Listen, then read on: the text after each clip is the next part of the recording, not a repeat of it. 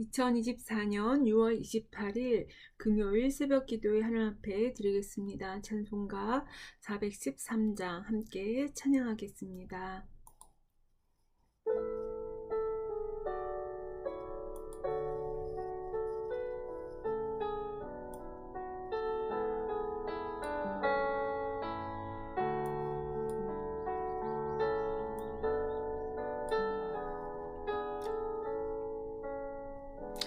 내 평생에 가는 게 순탄하여 늘 선전한 강 같든지 큰 풍파로 무섭고 어렵든지 나의 영혼은 늘 변하다. 내 영혼 평안해. 내 영혼 평안해.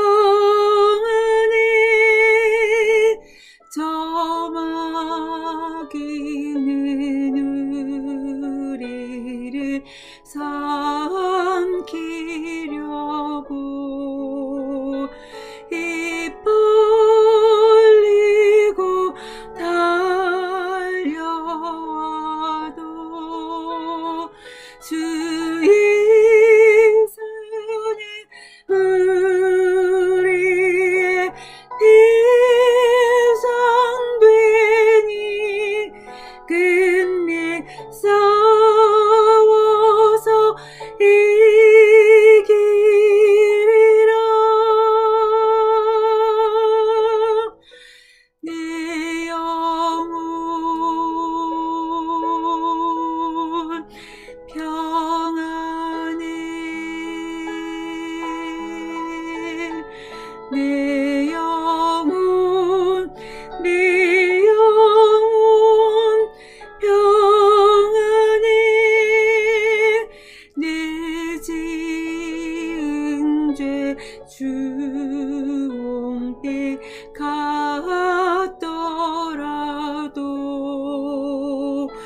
주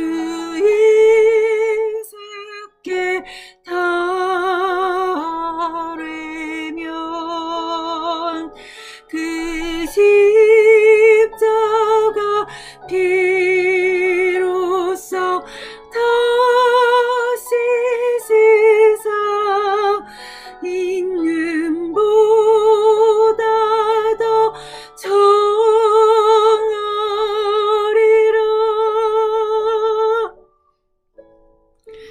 내 영혼 평안해. 내 영혼 평안해. 저 공중에 구름이 일어나며 큰 나팔이 울릴 때에 주 오셔서 세상을 심판해도 나의 영혼은 겁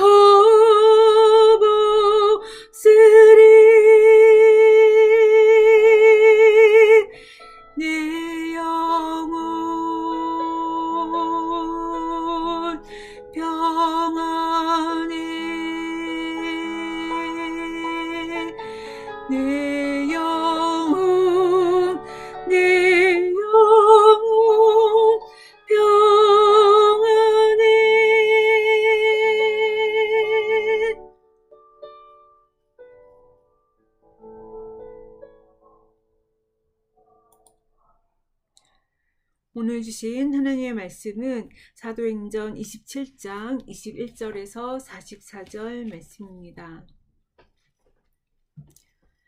여러 사람이 오래 먹지 못하였음에 바울이 가운데 서서 말하되 여러분이여 내 말을 듣고 글에 대해서 떠나지 아니하여 이 타격과 손상을 면하였더라면 좋을 뻔하였느니라.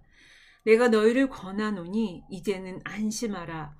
너희 중 아무도 생명에는 아무런 손상이 없겠고 오직 백분이리라.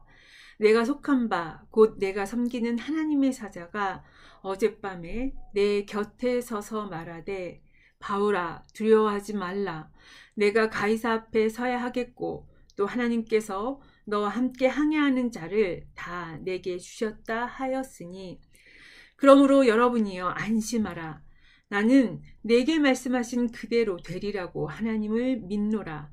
그런즉 우리가 반드시 한 섬에 걸리리라 하더라. 10나흘째 되는 날 밤에 우리가 아드리아 바다에서 이리저리 쫓겨가다가 자정쯤 되어 사공들이 어느 육지에 가까워지는 줄을 짐작하고 물을 재어보니 20길이 되고 조금 가다가 다시 재니 15길이라. 암초에 걸릴까 하여 거물로 단 넷을 내리고 날이 새기를 고대하니라. 사강들이 도망하고자 하여 이물에서 닻을 내리는 채 하고 거룻배를 바다에 내려놓거늘 바울이 백부장과 군인들에게 이르되 이 사람들이 배에 있지 아니하면 너희가 구원을 얻지 못하리라 하니 이에 군인들이 거룻줄을 끊어 떼어버리니라. 날이 새어가매 바울이 여러 사람에게 음식 먹기를 권하여 이르되 너희가 기다리며 먹지 못하고 주인지가 오늘까지 10나흘인즉 음식 먹기를 권하노니 이것이 너희의 구원을 위하는 것이요 너희 중 머리카락 하나도 잃을 자가 없으리라 하고 떡을 가져다가 모든 사람 앞에서 하나님께 축사하고 떼어 먹기를 시작하매 그들도 다 안심하고 받아 먹으니 배에 있는 우리의 수는 전부 276명이었더라.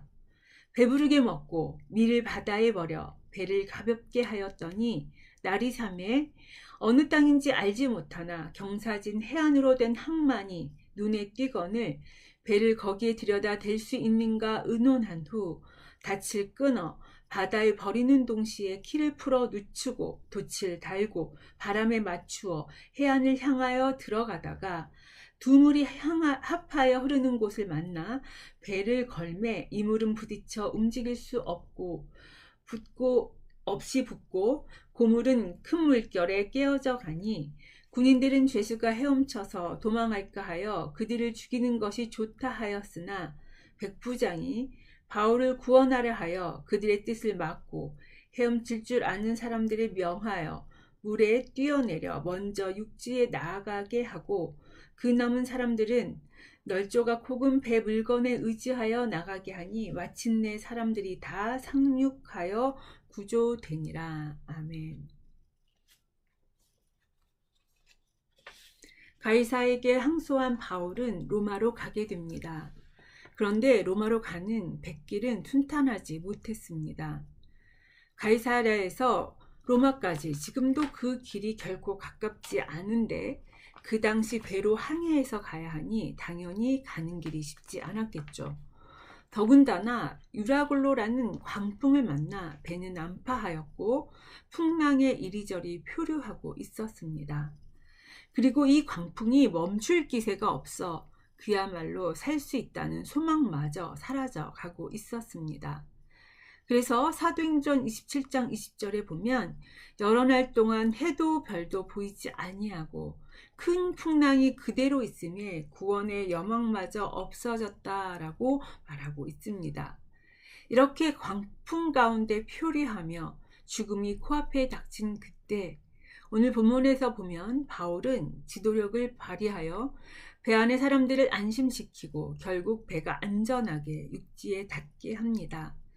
276명이나 탄 큰 배에 선장도 선주도 백부장도 아닌 죄수의 신분인 바울이 사람들의 마음을 안심시키고 절망과 위기의 순간에 소망을 가지도록 하므로 배에 탄 모두가 광풍을 뚫고 생존하게 된 것입니다. 정말 바울의 리더십이 빛을 발하는 순간이라고 할 수 있습니다. 바울의 모습에서 우리가 깨닫게 되는 것은 무엇입니까? 세상이 풍파에 휩쓸려 위기 가운데 있고 소망을 잃어갈 때 이 세상에 진정 그리스도인들의 영적 리더십이 필요하다는 것입니다. 이 세상에 불어하는 위협적인 광풍은 오히려 그리스도인들이 영적 리더십을 보여야 하는 하나님의 때라는 것이죠.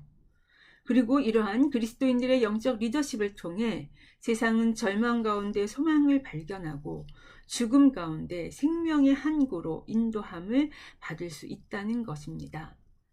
이러한 리더십은 꼭 사회적으로 영향력이나 명성이 있는 위치에 있거나 실력이나 능력이 있는 사람이 발휘하는 것이 아닙니다. 바울은 죄수라는 신분에 있으면서도 배에 탄 276명의 많은 사람들 앞에서 영적 리더십을 발휘합니다. 이것은 바울이 위대한 사람이었기에 가능했던 것이 아니라 그리스도인이라면 모두 가질 수 있는 영적 리더십임을 알게 됩니다. 그리고 오늘날 이 세상을 살아가는 우리 모두에게 요청되는 영적 리더십임을 알게 됩니다.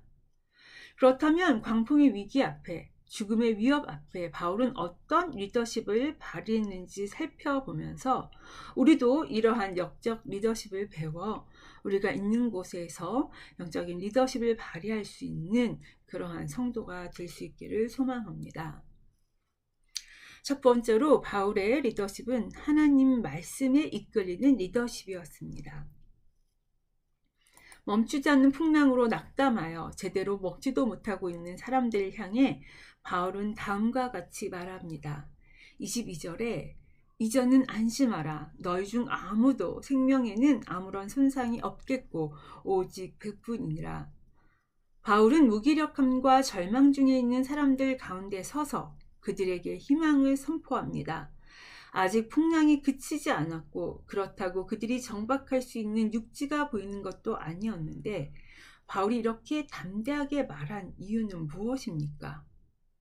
그리고 죄수인 그의 말에 귀를 기울이지 않을 것 같고 오히려 코웃음을 쳤을 것 같은데 그럼에도 불구하고 뒤의 이야기를 보면 사람들은 바울의 말에 귀를 기울인 것을 알 수 있습니다.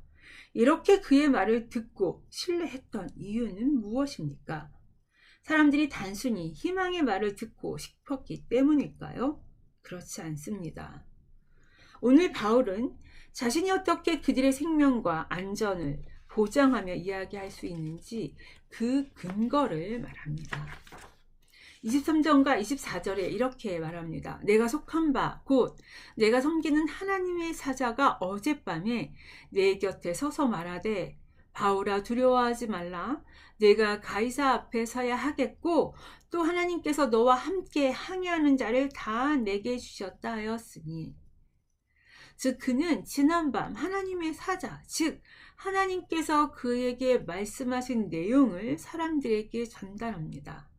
하나님께서 바울이 이 풍랑으로 죽지 않고 로마에 가서 가이사 앞에 서야 할 것을 말씀하셨을 뿐만 아니라 이 바울로 인해 그와 함께 항해하는 모든 자들도 죽지 않고 이 풍랑에서 구원받을 것이라고 말씀해 주셨다라는 것입니다. 즉 그는 이 풍랑과 절망의 위기 가운데 하나님께서 그에게 들려주신 말씀을 전달합니다. 단순히 인간적인 희망의 말로 사람들의 마음을 격려한 것이 아니라 이 상황 가운데 주시는 하나님의 말씀을 그들에게 선포한 것입니다. 그리고 그는 다음과 같이 말합니다. 25절에서 26절을 보면 그러므로 여러분이여 안심하라. 나는 내게 말씀하신 그대로 되리라고 하나님을 믿노라. 그런즉 우리가 반드시 한 섬에 걸리리라 하더라. 바울은 그가 지난밤에 들은 하나님의 말씀을 전달할 뿐만 아니라 그 말씀이 반드시 그대로 이루어질 것에 대한 그의 확신을 말합니다. 그리고 그들이 모두 한 섬에 도착할 것이라고 자신 있게 말합니다. 바울은 자신이 먼저 하나님의 주권과 말씀에 대한 확신을 가지고 선포합니다. 이 광풍과 위기까지도 주관하고 다스리고 계시는 분이 하나님이시기에 비록 광풍이 그치지 않고 죽음이 그들의 코앞에 닥친 것 같지만 하나님이 말씀하신 그대로 그들을 분명히 구원하실 것을 믿는다라고 선포한 것이죠. 그리고 그 말씀에 대한 확신으로 사람들에게 안심하라고 격려합니다. 비록 죄수의 신분이지만 바울이 담대하게 리더십을 발휘할 수 있었던 이유는 다름 아닌 그가 받은 하나님의 말씀과 그 말씀에 대한 확신 때문이었습니다. 그가 하나님의 말씀을 들었고 그 말씀이 그대로 이루어질 것을 확신하였기에 담대히 사람들에게 안심하라고 선포하며 격려한 것입니다. 그리고 사람들도 죄수이지만 바울의 말이 사람의 말이 아닌 하나님의 말씀으로 듣고 나아가 그의 그 말씀에 대한 확신으로 인해 사람들도 바울의 말에 더 귀 기울이게 됩니다. 즉 하나님 말씀의 권위를 인정하고 확신할 때 그 말씀을 근거로 진정한 리더십이 세워지는 것입니다. 우리 자신은 좀 연약하고 부족하여도 이 말씀의 권위가 진정한 영향력, 리더십을 발휘하게 하는 것이죠. 그러므로 이 시대에 필요한 진정한 영적인 리더십은 개인의 능력이나 역량이 아니라 하나님 말씀에 이끌린, 하나님 말씀에 근거한, 하나님 말씀을 확신하는 리더십이라는 것을 알 수 있습니다. 그러므로 우리가 이 세상 가운데 영적 리더십을 발휘하기 위해서는 지금의 위기와 상황 가운데 주시는 하나님의 말씀을 분별하여 들을 수 있어야 하고 또 그 말씀에 대한 분명한 확신을 가져야 합니다. 하나님은 말씀하시는 하나님이시고 말씀을 통해 이 세상을 창조하셨고 또 다스리고 계십니다. 오늘날 많은 사람들이 하나님의 말씀에 관심이 없고 고리타분한 것으로 여기는 것처럼 느껴지지만 그렇지 않습니다. 오히려 하나님의 말씀만이 위기와 절망 가운데 진정한 진리가 되고 소망이 되기에 듣지 않는 것처럼 보여도 결국 사람들도 하나님 말씀에 귀를 기울이게 됩니다. 그러므로 더욱 하나님 말씀에 서서 그 말씀을 근거로 그 말씀에 대한 확신으로 세상에 하나님 말씀을 선포해야 합니다. 그러할 때 이 세상에 진정한 소망과 구원의 빛을 던질 수 있다라는 것입니다. 두 번째로 바울의 리더십은 공동체 전체를 살리는 리더십이었습니다. 바울의 선포에도 불구하고 풍랑은 그치지 않고 잠잠해지지도 않았습니다. 27절에 보면 19일째 되는 날까지 바다에서 이리저리 쫓겨갔다고 말합니다.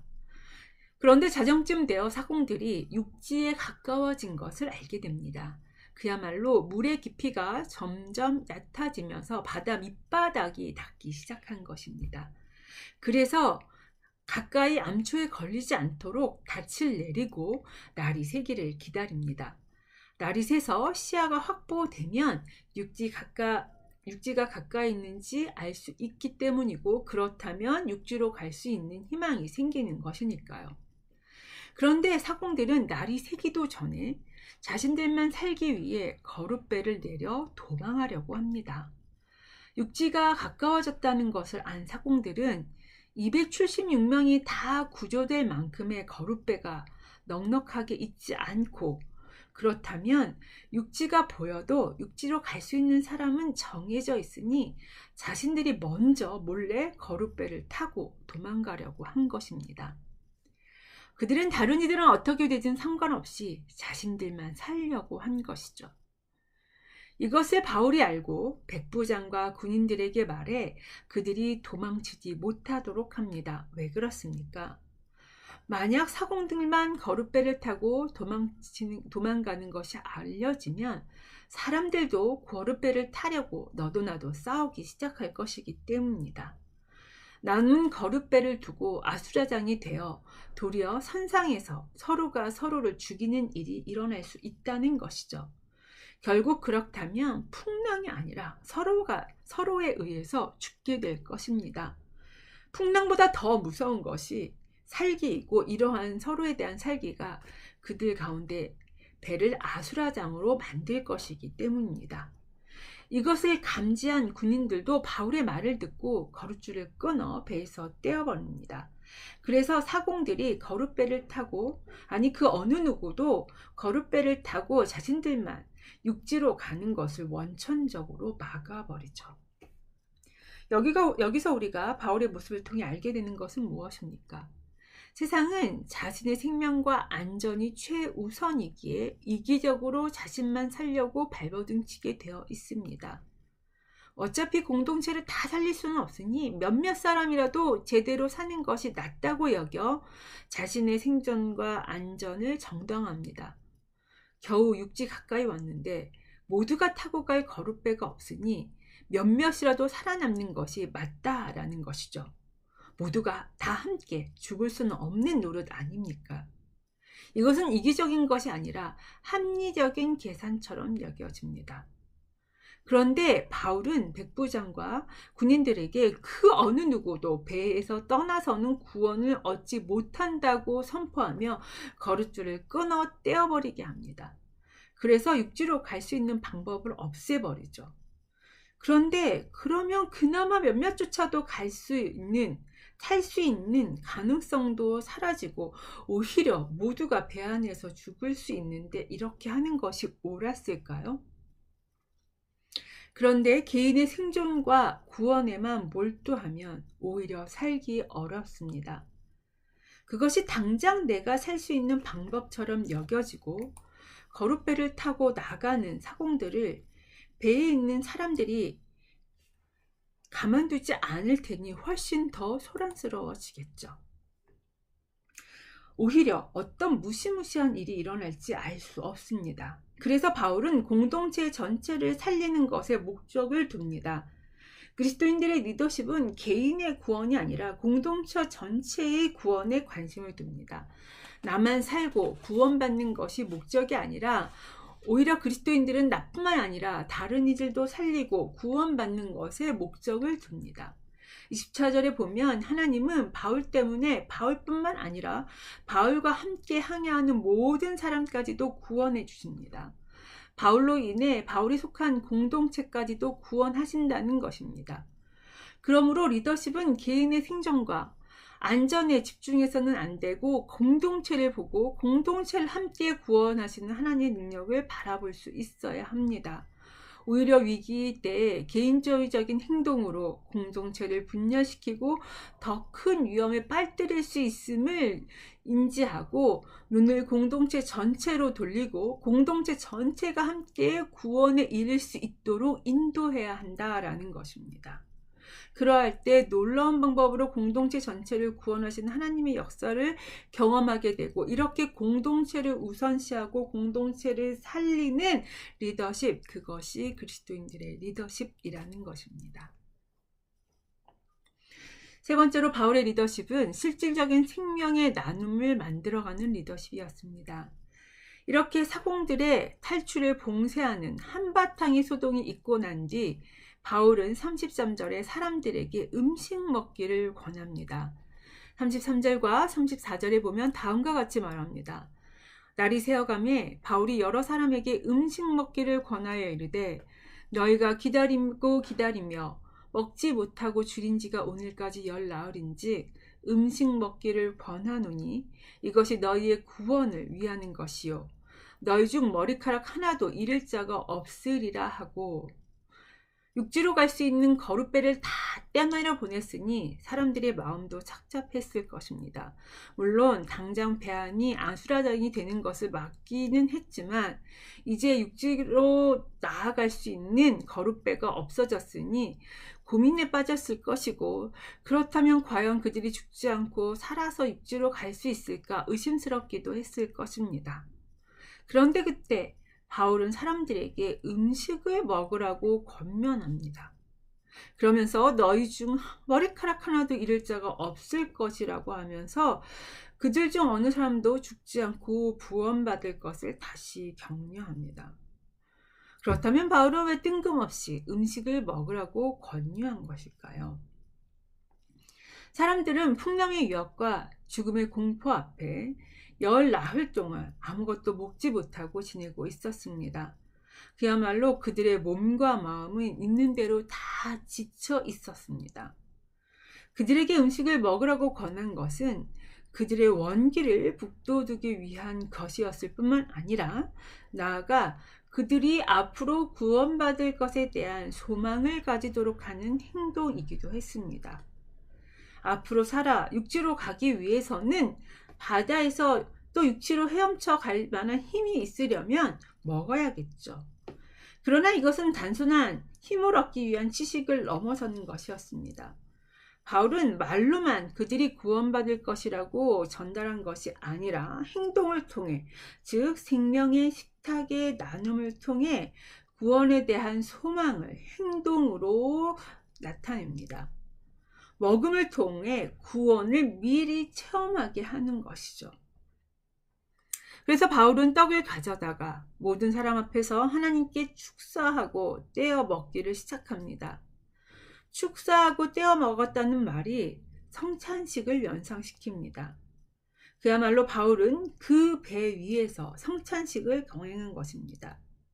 성찬식은 죽임을 당하셨지만 부활하신 예수님을 기념하는 식사입니다.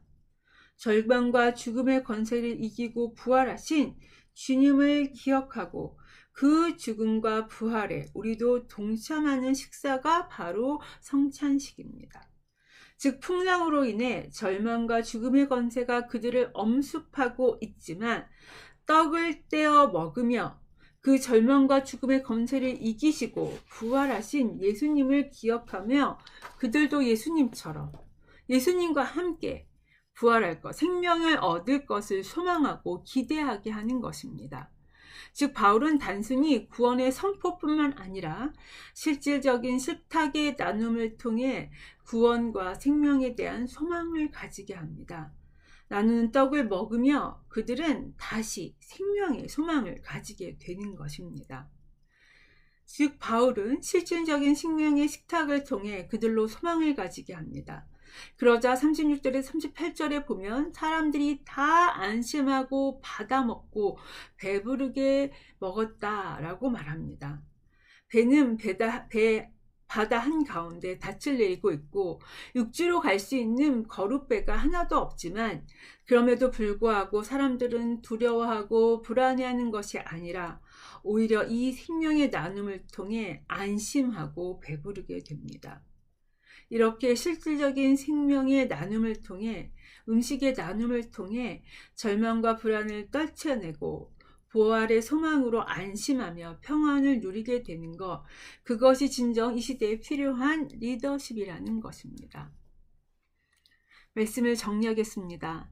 혼란하고 어지러운 세상 가운데, 풍랑의 위기 가운데 오히려 그리스도인들이 진정한 영적 리더십을 발휘해야 한 때임을 바울을 통해 알게 됩니다. 그렇다면 어떻게 그 리더십을 발휘할 수 있겠습니까? 먼저 하나님 말씀에 이끌린 리더십을 가져야 합니다. 이 시대와 상황 가운데 주시는 하나님의 말씀을 분별하여 확신을 가지고 선포할 때 사람들은 하나님 말씀 가운데서 진정한 소망과 길을 발견하게 됩니다. 나아가 공동체 전체를 바라보며 살리는 리더십을 발휘해야 합니다. 위기의 때일수록 이기적이고 탐욕스러운 인간의 본성이 드러나기 쉽습니다. 그로 인해 공동체뿐만 아니라 개인도 함께 파멸할 수 있습니다. 그러기에 공동체 전체를 바라보고 공동체에 우선을 두고 살리도록 사람들을 이끌 수 있는 리더십이 필요합니다. 또한 실질적인 생명의 나눔을 통해 구원과 부활의 소망과 기대를 가질 수 있게 해야 합니다. 지치고 낙심한 마음을 실질적인 생명의 나눔과 식탁을 통해 위로하며 원기를 회복시킬 때 구원의 소망과 기대를 놓치지 않고 나아가 하나님의 구원이 성취되는 것을 실질적으로 경험하게 되는 것입니다. 바라기는 우리가 이러한 영적 리더십을 통해 어두운 세상 가운데 진정한 빛과 소금의 역할을 감당하는 우리 행복한 산울교회 성도님들 되시기를 간절히 기도합니다. 주기도문 하면서 예배 마치겠습니다. 하늘에 계신 우리 아버지여, 이름이 거룩히 여김을 받으시오며 나라가 임하옵시며 뜻이 하늘에서 이루어진 것 같이 땅에서도 이루어지이다. 오늘날 우리에게 일용할 양식을 주옵시고 우리가 우리에게 죄 지은 자를 사하여 준 것 같이 우리의 죄를 사하여 주옵시고 우리를 시험에 들게 하지 마옵시고 다만 악에서 구하시옵소서. 대개 나라와 권세와 영광이 아버지께 영원히 있사옵나이다. 아멘.